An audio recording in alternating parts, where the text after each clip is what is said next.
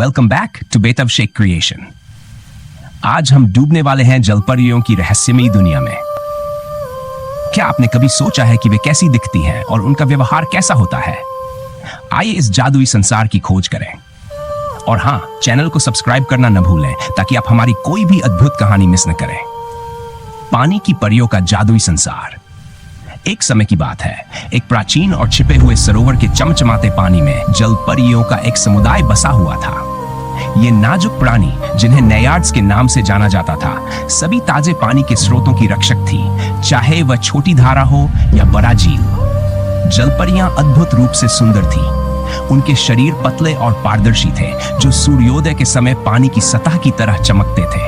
उनकी त्वचा नरम, पारदर्शी नीली थी और जब उन पर प्रकाश पड़ता था तो वे हीरो की तरह चमकती थी। वे सबसे बढ़िया बहते हुए जलपौधों से बने गाउन पहनती थी, जिन पर मोती और छोटे छोटे शंख जड़े होते थे।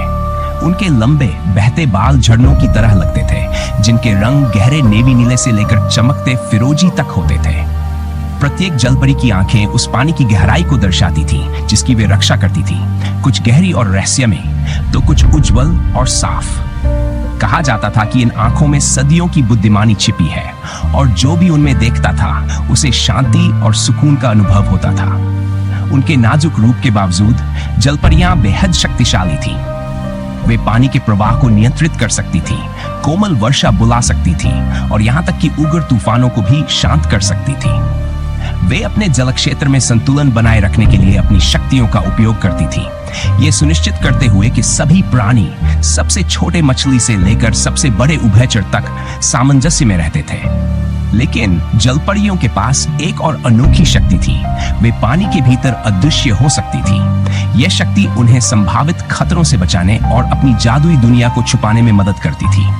इस शक्ति का उपयोग वे केवल संकट के समय करती थी, जब उन्हें अपने घरों की रक्षा करनी होती थी। जलपरियों का व्यवहार उनके तत्व की तरह ही तरल था। वे चंचल और शरारती होती थी, अक्सर पानी की सतह पर नाचती या मछलियों की पीठ पर सवारी करती दिखाई देती थी। उन्हें गाना बहुत पसंद था। उनकी आवाजें बहते पानी की ध्वनि के साथ पूरी तरह मिल जाती थी। ऐसी धुनें बनाती थी जो सुनने वालों को मोहित कर लेती थी। हालांकि वे अपनी सुरक्षा के लिए भी बहुत कठोर हो सकती थीं। यदि कोई उनके पानी या उसमें रहने वाले प्राणियों को खतरे में डालता, तो जलपरियां एकजुट होकर अपने घर की रक्षा के लिए उठ खड़ी होती थीं। एक और दिलचस्प तथ्य यह था कि जलपरियों के आंसू भी जादुई थे। कहा जाता था कि अगर कोई मानव जलपरी के आंसू को पी ले, तो उसे पानी के भीतर सांस लेने की शक्ति मिल जाती थी। लेकिन यह शक्ति केवल एक दिन के लिए होती थी, इसलिए इसे बहुत सावधानी से इस्तेमाल किया जाता था। एक किंवदंती बताती है कि कैल नाम का एक युवा लड़का, जो अपने खोए हुए पालतू जानवर की तलाश में था, ने इस छिपे हुए सरोवर की खोज की। जैसे ही वह पानी के किनारे के पास पहुंचा, उसने पहली बार परियों को देखा। उनकी हंसी और गाने की आवाज से हवा भर गई थी। मंत्रमुग्ध होकर वह उन्हें नाचते और खेलते हुए देखता रहा, बिना उनकी जानकारी के। अचानक आकाश में अंधेरा छा गया और एक शक्तिशाली तूफान उठने लगा। परियों ने खतरे को भांपते ही अपने खेल को तुरंत बंद कर दिया और कार्रवाई में जुट गई।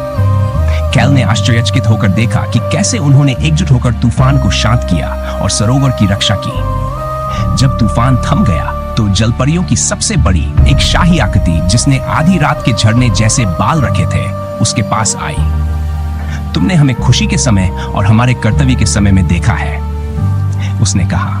जान लो कि हम इन जलों की रक्षक हैं और इनकी रक्षा और संरक्षण हमारा पवित्र कर्तव्य है। कैल ने समझते हुए सिर हिलाया।